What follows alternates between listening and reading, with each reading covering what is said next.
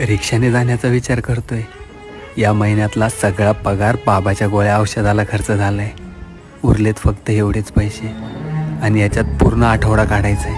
या आठवड्यात रिक्षाने नाही, पायीच जावं लागणार आहे. तुझ्या पायरीशी कुणी सान थोर नाही, साध सुन्या काळजाची तुझ्या कानी जाई. हे तरी देवा सरनायो भोग कशा पायी, हरवली वाट दिशा अंधारल्या धाई.